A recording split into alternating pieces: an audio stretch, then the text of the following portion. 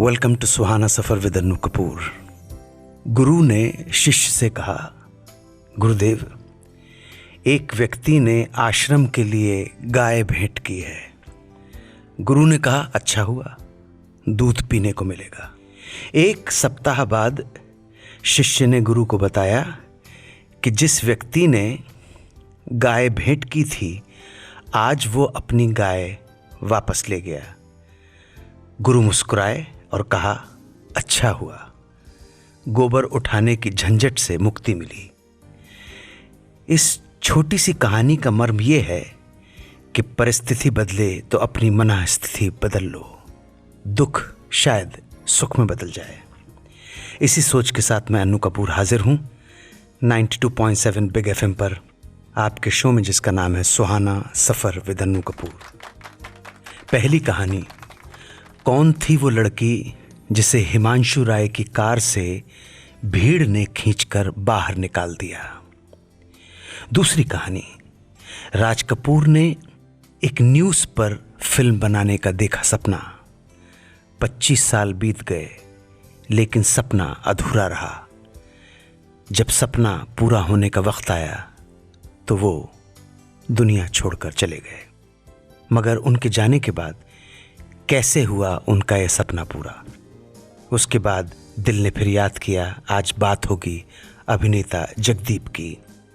Remade in India में बात होगी विदेशी फिल्म मैन ऑन फायर की। और फिर बताऊंगा उस हिंदी फिल्म के बारे में जो मैन ऑन फायर पर आधार करके बनाई गई। आखिर में हमारे श्रोता सागर सेन के सवाल का जवाब। अगर आप तैयार हों तो चलिए उठाते हैं पहला कदम और शुरू करते हैं सुहाना सफ़र विद अन्नू कपूर। बात है 1934 की। बड़ी ऑर्थोडॉक्स पारसी परिवार की एक लड़की ने फिल्मों में कदम रखा। नाम था खुर्शीद मिनोचर होमजी। खुर्शीद पहली पारसी लड़की थी जो फिल्मों में काम करने जा रही थी। ये बात पारसी समाज की प्रतिष्ठा का सवाल बन गया। जमकर विरोध शुरू हो गया, लेकिन खुर्शीद ने कदम पीछे नहीं हटाया। एक दिन की बात है, खुर्शीद हिमांशु रॉय के साथ उनकी कार से फिल्मिस्तान स्टूडियो आ रही थी। स्टूडियो के बाहर भीड़ जमा थी। हिमांशु रॉय माहौल को भांप गए। उन्होंने खुर्शीद को अपना चेहरा छुपा लेने को कहा। कार गेट पर पहुंची तो भीड़ ने कार को घेर लिया और दरवाज़ा खोलकर खुर्शीद को बाहर खींच लिया। हिमांशु रॉय तुरंत कार से उतरे और बहुत गुस्से में चीख पड़े, ये कोई खुर्शीद वुर्शीद नहीं है, ये देविका रानी है। रास्ते में लोग उन्हें पहचान न लें इसलिए इन्होंने चेहरा दुपट्टे से ढांक रखा है। हिमांशु का गुस्सा देखकर भीड़ थोड़ा पीछे हटी। भीड़ को सचमुच लगा कि वो लड़की खुर्शीद नहीं बल्कि देविका रानी ही होगी। हिमांशु ने कार बाहर छोड़ दी। खुर्शीद को खींचते हुए तुरंत गेट के अंदर दाखिल हो गए। खुर्शीद बच गई। इस घटना का ऐसा असर हुआ कि हिमांशु रॉय ने खुर्शीद का नाम ही बदलने का फैसला कर डाला। खुर्शीद को नया नाम दिया गया, सरस्वती देवी, जो बाद में हिंदी सिनेमा की पहली महिला संगीतकार बनी। बात है 1958 की। राज कपूर फिल्म छलिया की शूटिंग कर रहे थे। एक दिन उन्होंने अखबार में खबर पढ़ी कि भारत के एक लड़के का कार एक्सीडेंट हो गया और वो नदी में गिर पड़ा। नदी में बहता हुआ पाकिस्तान जा पहुंचा। पाकिस्तान में एक कबीले के लोगों ने उसकी जान बचाई। कई महीनों तक उस लड़के की खिदमत करने के बाद जब वो लड़का पूरी तरह से स्वस्थ हो गया तो कबीले वालों ने उसे भारत वापस भेज दिया। ये घटना, ये न्यूज़ राज कपूर के दिल को छू गई। राज कपूर ने ख्वाजा अहमद अब्बास को इस घटना पर एक कहानी लिखने को कहा। ख्वाजा अहमद अब्बास ने रोमांस डालकर एक खूबसूरत कहानी गढ़ डाली, लेकिन राज कपूर दूसरी फिल्मों के निर्माण में व्यस्त हो गए थे। 25 साल बाद राज कपूर ने उस कहानी पर फिल्म बनाने की सोची, लेकिन तब तक ख्वाजा अहमद अब्बास का इंतकाल हो चुका था। तो उसके बाद राज कपूर ने स्क्रीन प्ले लिखने को दे दिया जैनेंद्र जैन को और डायलॉग के लिए साइन किया पाकिस्तान की राइटर हसीना मोइन को, बुलवाया बाकायदा पाकिस्तान से इंडिया। गानों की रिकॉर्डिंग शुरू कर दी गई। अभी 3 गाने ही रिकॉर्ड हुए थे कि वो हादसा हो गया, जहां वो अवार्ड लेने गए थे और उन्हें अस्थमा का दौरा पड़ा। उसके बाद राज कपूर उबर नहीं पाए और 1988 में ही उनका स्वर्गवास हो गया। फिल्म फिर रुक गई। राज कपूर ने इस फिल्म को बनाने का ख्वाब 25 साल पहले देखा था। उनके जाने के बाद उनके बड़े बेटे रणधीर कपूर ने उस ख्वाब को पूरा करने की ठानी और फिल्म बनाई, और अच्छी फिल्म बनाई। फिल्म का नाम था हिना। 1990 में हुए 35वें फिल्म फेयर अवार्ड फंक्शन की बात है। उस समय भी आज ही के समय की तरह हर कैटेगरी के अवार्ड को प्रेजेंट करने के लिए एक सेलिब्रिटी गेस्ट को स्टेज पर आमंत्रित किया जाता था और वो गेस्ट अवार्ड जीतने वाले का नाम अनाउंस करके कलाकार को स्टेज पे बुलाता था और अवार्ड प्रेजेंट किया जाता था।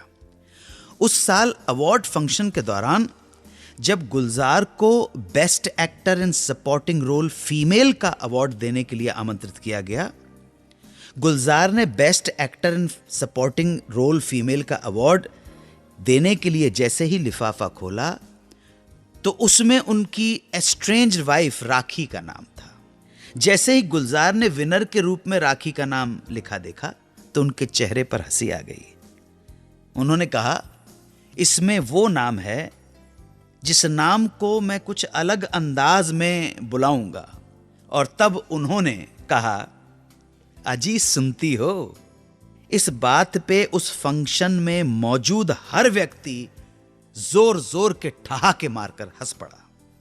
इसके बाद राखी स्टेज पर आई और गुलजार ने उन्हें ये ट्रॉफी, विनर की ट्रॉफी प्रेजेंट की। गुलजार के मुंह से राखी को इस तरह पुकारना इसलिए भी दर्शकों के लिए थोड़ी अचरज की बात थी क्योंकि सालों पहले उनकी बेटी मेघना के जन्म के 1 साल के बाद दोनों अलग हो गए थे। ये वही समय था जब राखी ने फिर से फिल्मों में काम करने का फैसला कर लिया था। दिल ने फिर याद किया। आज हम याद करेंगे अभिनेता जगदीप को। जगदीप 19 मार्च 1939 को मध्य प्रदेश के दतिया में जन्मे थे। नाम सैयद इश्तियाक अहमद जाफरी। घर पे प्यार से उन्हें सब मुन्ना कहकर बुलाते थे। आपके वालिद दतिया रियासत के बैरिस्टर थे। जगदीप महज 8 साल के थे जब उनके वालिद का इंतकाल हो गया और ये वही टाइम था जब देश का बंटवारा हुआ। हालात ऐसे थे कि जगदीप की माँ उन्हें लेकर बंबई आ गई। इतने बड़े घर की औरत ने लोगों के घरों में पानी भरा, यतीम खाने में खाना पकाया, कड़ी मेहनत की ताकि जगदीप पढ़ाई पूरी कर सकें। मगर जगदीप माँ का हाथ बटाना चाहते थे। जगदीप ने पढ़ाई छोड़ दी, जो भी काम मिला कर लिया। एक दिन फिल्म अफसाना की शूटिंग में जगदीप जूनियर आर्टिस्ट बनकर चले गए। बस यहीं से फिल्मों का सिलसिला चल पड़ा।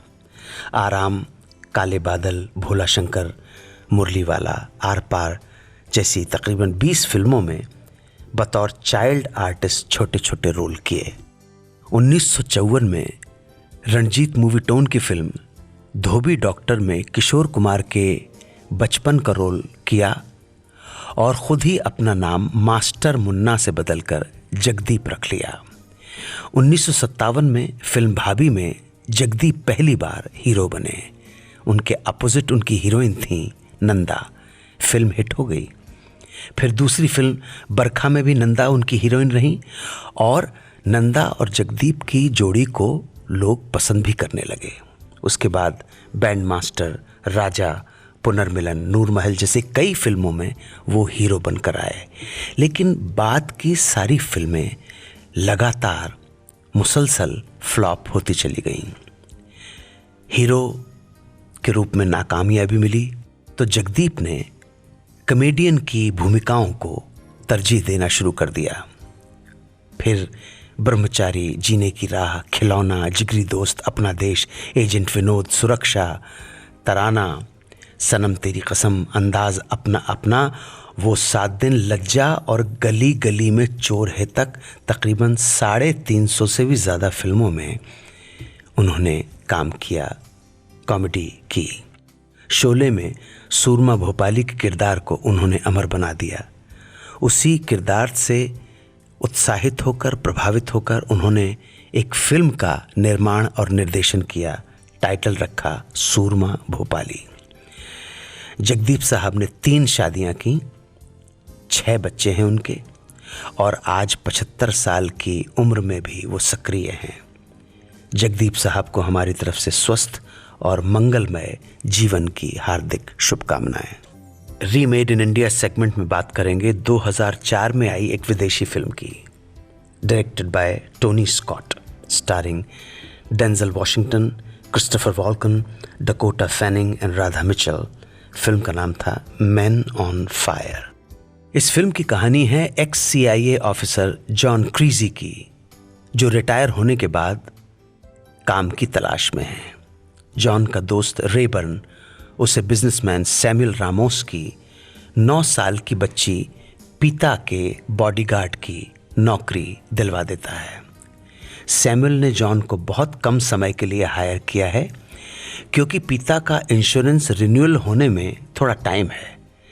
इंश्योरेंस रिन्यूअल होते ही जॉन को ये नौकरी छोड़कर किसी दूसरी नौकरी की तलाश करनी होगी। शुरू में तो जॉन पिता से दूर दूर रहता है, लेकिन कुछ दिनों में दोनों घुल मिल जाते हैं और जॉन पिता के लिए एक फादर फिगर के जैसा बन जाता है। इंश्योरेंस रिन्यूअल होते ही पिता का किडनैप हो जाता है।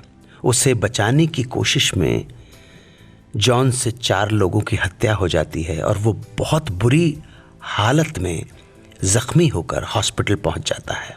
किडनैपर्स बड़ी रकम मांगते हैं।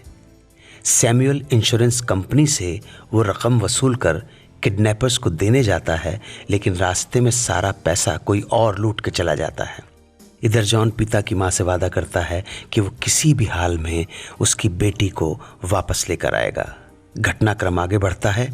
एक राज खुलता है कि सैमुअल ने इंश्योरेंस कंपनी से पैसा पाने के लिए पिता का अपहरण खुद करवाया था, बिजनेस में हुए अपने नुकसान को पूरा करने के लिए। लेकिन उसका षड्यंत्र असफल होता है। पिता का एक पॉइंट पर सचमुच अपहरण हो जाता है।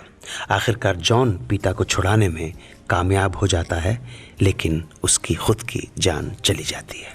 इसी प्लॉट पर 2005 में एक हिंदी में फिल्म बनी, जिसे डायरेक्ट किया था अपूर्व लाखिया ने, स्टारिंग अमिताभ बच्चन, अर्जुन रामपाल, पेरिजाद जोराबियन और विक्रम चटवाल। फिल्म का नाम था एक अजनबी।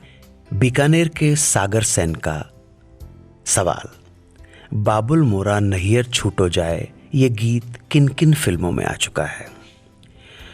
तो सागर सेन साहब, नवाब वाजिद अली शाह का लिखा यह गीत सबसे पहली बार 1938 की फिल्म में आया था, जिसका नाम स्ट्रीट सिंगर।